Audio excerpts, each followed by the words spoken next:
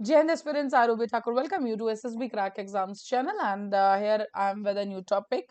So yes, Reserve Bank of India वापस लेके आई है 102 टन ऑफ गोल्ड जो कि बैंक ऑफ इंग्लैंड से इन्होंने वापस इंडिया के अंदर ही लेके आए. तो चलिए जानेंगे डिटेल में कि क्यों जो ये गोल्ड है ये रखा गया था वहां पे बैंक ऑफ इंग्लैंड के अंदर. So yes 102 tons of gold जो है बैंक ऑफ इंग्लैंड से वापस लाया गया है by the reserve Bank of India.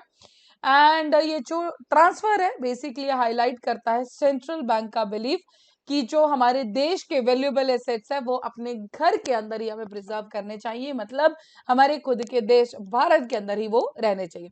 सितंबर 2022 से अभी तक 214 टन ऑफ गोल्ड जो है हम वापस लेके आ चुके हैं जो हमारा गोल्ड अब्रॉड के अंदर सिचुएटेड था.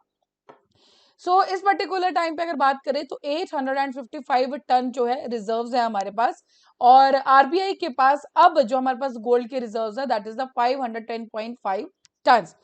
अभी इस पर्टिकुलर टाइम पे ये जो कदम उठाया गया है that is due to the जो भी जियोपॉलिटिकल रिस्क आप सब जानते हैं इस टाइम पे पूरे वर्ल्ड में क्या चल रहा है. तो उन्हीं के बीच में सबसे पहला तो वही रीजन है कि जो जियोपॉलिटिकल रिस्क है उन सबसे, और दूसरा जो है कि गवर्नमेंट का एक गोल है कि हम अपनी सिक्योरिटी को या फिर जो मैनेजमेंट है हमारी इन सब एसेट्स को लेके वो और ज्यादा हम स्ट्रेंथन अप करें ताकि जो हमारे एसेट्स हैं या जो हमारी खुद की जो धरोहर है उनको हम अपने देश के अंदर ही कंजर्व कर सके. ट्रेडिशनली भारत के अंदर जो गोल्ड है वो RBI walls that is Mumbai और नागपुर के अंदर ही स्टोर किया जाता है. Interestingly movement of gold comes from the similar mission. इससे पहले भी आप जानते हैं कि 100 टन ऑफ गोल्ड जो है यूके से भी लाया गया था, तो similarly now bank of England से भी इसको लाया गया है.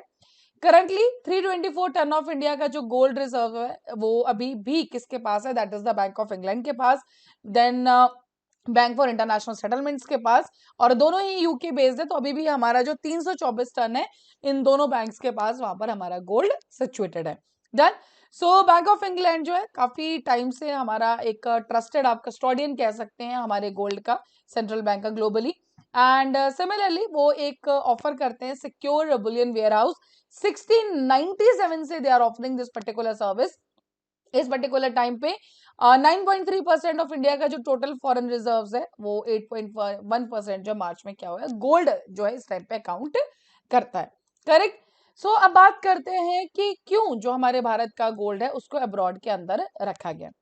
बहुत सारी कंट्रीज हैं जो कि अपना गोल्ड रिजर्व फॉरेन वॉल्ट्स के अंदर रखती हैं ताकि जो एक रिस्क होता है इन सब चीजों को प्रिजर्व करने के लिए, उससे बचने के लिए और इंटरनेशनल ट्रेडिंग को फैसिलिटेट करने के लिए ये कुछ रिजर्व जो है बाहर कंट्रीज में रख दिए जाते हैं. For India bank of England के अंदर तो हमारे गोल्ड रिजर्व्स रहते ही हैं, बट साथ ही में बैंक फॉर इंटरनेशनल सेटलमेंट जो कि बेजल के अंदर सिचुएटेड है Switzerland, then Federal Reserve Bank of New York US. तो ये सारी जगहें जहां पे हमारा जो है गोल्ड कुछ कुछ मात्रा में जरूर है. Gold was move to Bank of England. अब देखिए जो ये गोल्ड है जो बैंक ऑफ इंग्लैंड में भेजा गया था उसके पीछे भी एक कहानी है. तो इस गोल्ड को भेजा गया था 1990 के अंदर जब कंट्री फेस कर रही थी फॉरेन एक्सचेंज के क्राइसिस. उस टाइम में प्राइम मिनिस्टर थे चंद्रशेखर गवर्नमेंट जो वो पावर में आए थे. एंड जिस टाइम पे गवर्नमेंट की बैलेंस शीट्स थी उसमें काफी ज्यादा प्रॉब्लम थी. कंट्री के सेंट्रल बैंक के पास सिर्फ मतलब $1 बिलियन से भी कम फॉरेक्स रिजर्व थे. मींस उस टाइम पे बेयरली जो हमारा इंपोर्ट की रिक्वायरमेंट्स होते हैं, ऑफ कोर्स अगर आप कोई चीज इंपोर्ट करा रहे हैं तो जस्ट हैव टू पे, तो फॉरेन रिजर्व्स होना बहुत जरूरी है. उस टाइम पे स्थिति ऐसी थी कि जो इंपोर्ट रिक्वायरमेंट्स है वो सिर्फ 3 हफ्तों तक ही पूरी की जा सकती थी एंड उसके बाद हो सकता था कि वो जो है रिजर्व्स हमारे कंप्लीटली खत्म हो जाए. इसी फाइनेंशियल क्राइसिस के बीच में उस टाइम पे आरबीआई गवर्नर थे एस वेंकटा रमन. इन्होंने ही प्रेजेंट किया आइडिया मनी को रेज करने, पैसा रेज करने के लिए इंटरनेशनल बैंक से, एंड उन्होंने ऑफर किया गोल्ड को एज अ कोलेट्रल. बिकॉज अगर आप किसी से पैसा उठा रहे हैं so you have to keep something collateral.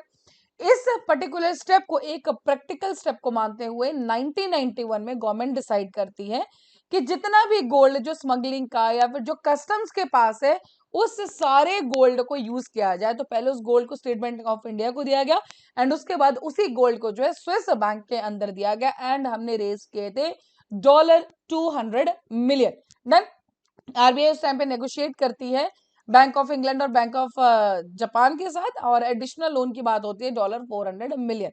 Then which would be secured by the gold collateral. तो कोलेट्रल में दिया गया था गोल्ड एंड वापस में पैसे लिए गए थे। हालांकि ये जो पूरा का पूरा लोन है ये नवंबर 1991 में जो है पे बैक कर दिया गया था, लेकिन फिर भी इंडिया ने डिसाइड किया कि एक सिक्योरिटी या फिर अपनी कन्वीनियंस के लिए इस गोल्ड को यूके के अंदर ही रहने दिया जाना चाहिए। So storing gold abroad makes it easier for the country to trade, ठीक है, या जो स्वैप्स करने हैं या फिर जो रिटर्न्स हैं उनके ऊपर, उन सब चीजों के लिए काफी इजी रहता है। जैसे कि मैंने आपको स्टार्टिंग में बताया था कि इंटरनेशनल ट्रेडिंग के लिए yes it is very much needed. अभी इस पर्टिकुलर टाइम पे इतना सारा गोल्ड वापस लाया गया, तो देखिए सबसे पहली बात तो जैसे कि मैंने आपको बताया जियोपॉलिटिकल रिस्क एक सबसे बड़ा मेन रीजन, प्लस ये सबसे बड़ी बात है कि इंडिया की इकोनॉमी की ग्रोथ को जरूर दर्शाता है। हमारे एसेट्स है, हमारा गोल्ड है, हमारे देश का गोल्ड है, सो क्या हम उसको अपने देश के अंदर प्रिजर्व नहीं कर सकते? सो ऐसी नहीं चाहिए चीजें सबको देखने के लिए। तो ये कहीं ना कहीं ये जो ट्रांसफर है, ठीक है, इस गोल्ड का बैंक ऑफ इंग्लैंड से वापस इंडिया के अंदर, तो क्लियरली इंडिकेशन है कि हमारी जो इकोनॉमी है काफी ज्यादा स्ट्रेंथन अप है। नाउ वी आर, मतलब हम सक्षम है अपनी चीजें खुद प्रिजर्व करने के लिए। सो that is why this is particularly a very strong step जो हमारी इकोनॉमी को दर्शाता है। अब मात्र 314 के आसपास ही हमारा गोल्ड बार रहेगा, तो मुझे बहुत जल्द वो वापस ले ही आएंगे। Done. So yes that is the update for this कि आरबीआई वापस ले आया है अपना 102 टन गोल्ड। इससे पहले 100 टन पहले भी लाया था। Done. So that is all for this particular update. अभी आपके स्क्रीन पे कोर्सेज फॉर एसएसबी इंटरव्यू हर महीने बैचेस बैठते हैं। Then we do have the courses for NDA CDS AFCAT, आप इनमें एनरोल कर सकते हैं। और जब भी आप एनरोल करें उस टाइम पे discount code that is the warrior 10 आप यूज करना ना भूलें। जैसे आप इस कोड को यूज करेंगे you will be getting the 10% of on that particular course. So that's all for the day. Thank you so much for watching this video lecture, and I wish you everyone a very very happy Diwali. So have a safe and a very happy Diwali. Thank you so much. Jai Hind, Jai Bharat. अगर आप एक defence aspirant हैं और SSB interview, NDA, CDS, AFCAT जैसे exams के लिए prepare कर रहे हैं तो आप एसएसबी क्रैक एग्जाम्स के कोर्स को चेक करना ना भूलें। आप हमारी लर्निंग एप्लीकेशन को गूगल प्ले स्टोर से भी डाउनलोड कर सकते हैं।